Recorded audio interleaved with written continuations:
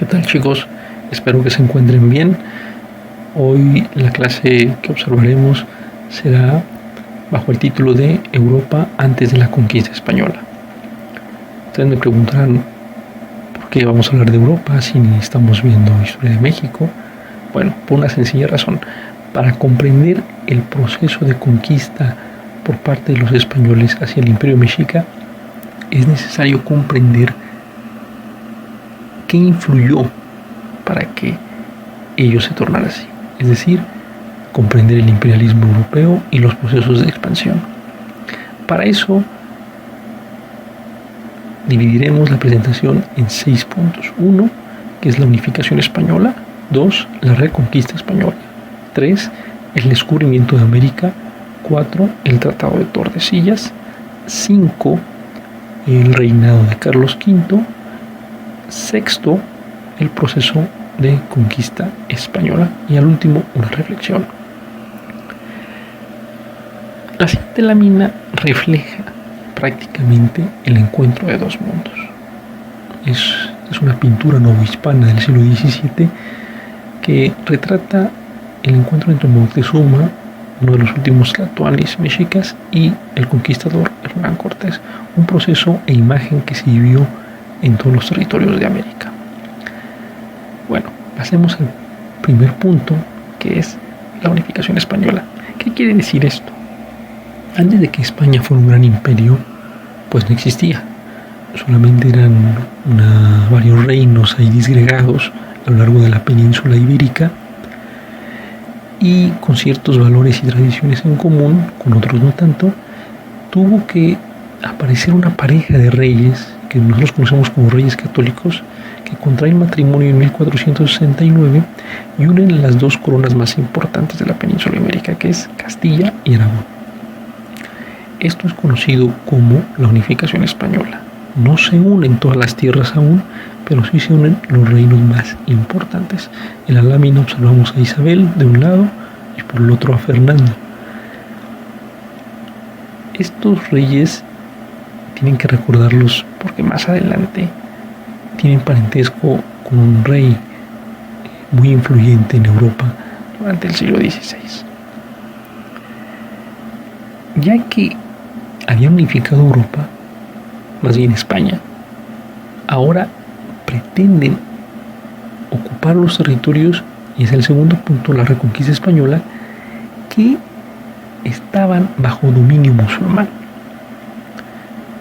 Como ustedes saben, católicos y musulmanes son dos concepciones totalmente diferentes, y los reyes católicos se van en busca de la reconquista española, la unificación total del reino, y ocurre en 1492, una fecha emblemática como la del descubrimiento de América, aunque esto ocurre, como indica el cuadro, en enero de 1492. Ahí observamos por un lado el caballo negro, el líder de los musulmanes, y por el otro lado a los reyes católicos. Este hecho es muy importante porque marca ahora sí el inicio de la unificación casi total de España, y por el otro lado permitió que los reyes españoles, al ya tener unificado su territorio, se lanzaran a nuevas hazañas. Isabel pretendía conquistar el norte de África, Fernando pretendía conquistar nuevas tierras al extremo, pero bueno, se toparon con que había más tierras allá del Atlántico. Para ello, vinieron nuevas rutas. Esto del descubrimiento de América no fue gratis, que ocurrió en 1492. ¿Por qué no fue gratis?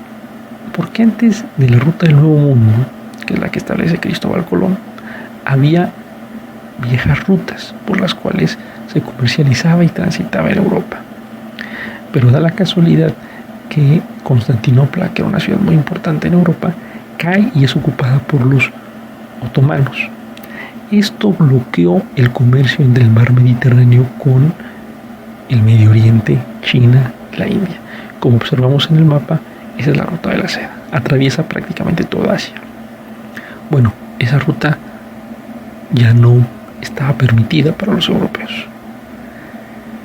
Por lo tanto, tienen la idea de buscar más alternativas.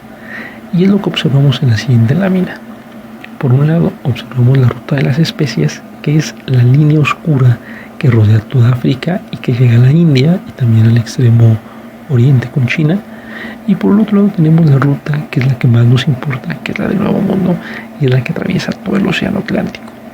Y esa ruta es la que va a permitir la exploración de nuevas tierras que para los europeos no existían, pero es lo que conocemos como América. Y es así como surge el punto del Tratado de Tordesillas, fechado en 1494. ¿Qué es esto del Tratado de Tordesillas? Bueno, imagínense que hay dos grandes reinos que se empiezan a disputar el mundo. El Tratado de Tordesillas, en pocas palabras, es el primer reparto del mundo entre dos potencias, que es España y Portugal, que navegaban, como observamos en la siguiente lámina, a través de sus imponentes barcos conocidos como carabelas, a través del Océano Atlántico. España se había inmiscuido más allá del Atlántico y los portugueses preferían circunnavegar el continente africano. Bueno, el Tratado de Tordesillas entonces significa este reparto, pero como no había una autoridad mundial, ellos deciden acordar cómo repartirse el mundo. Y como son nuevas tierras, pues nadie tenía límites. En la lámina observamos ese reparto. Por un lado, en amarillo, observamos los territorios que por derecho le pertenecían a España. Y en azul, los territorios que le pertenecían a Portugal. Si ustedes observan, tenemos un extremo azul en América. Eso es lo que hoy conocemos como Brasil. Bueno, hoy en día Brasil es más grande, pero ese extremo significaba que Portugal era el único territorio que podía colonizar. Lo demás era para España. Es por eso que hoy en día la mayor parte de América habla español. Y llegamos al punto más importante de esta presentación, que es el del reinado de Carlos V. Carlos V fue un gran monarca europeo, muy importante en su tiempo, y significó no solamente mucho para España, sino también para Europa. Tenía dos nombres, y sí, es el famoso rey de chocolate de la Nestlé. Aquí lo observamos. Ese es Carlos V.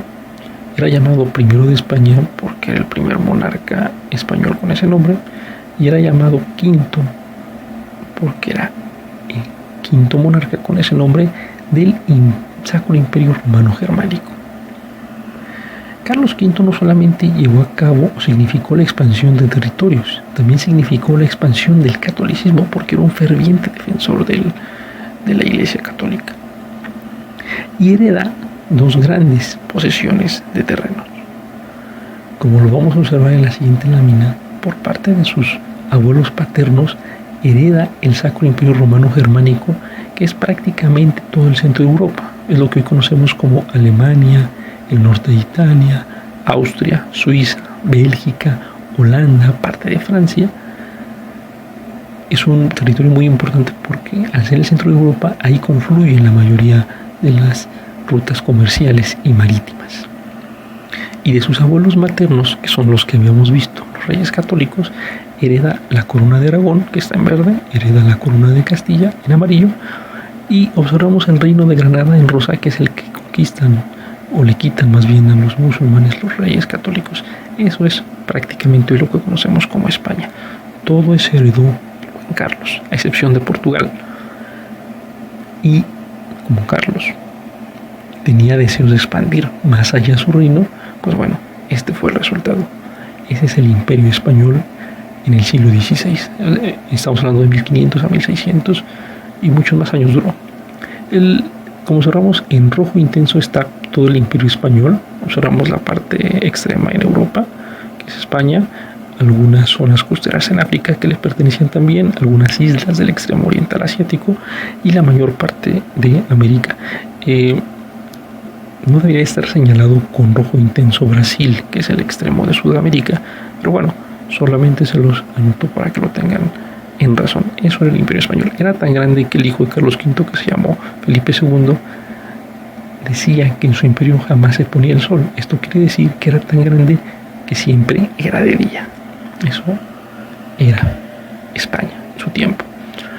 Y pasamos al último punto, que es el proceso de conquista española. Fue llevado a cabo por varios personajes, pero los más importantes fueron Hernán Cortés, Pedro de Alvarado y Francisco Pizarro.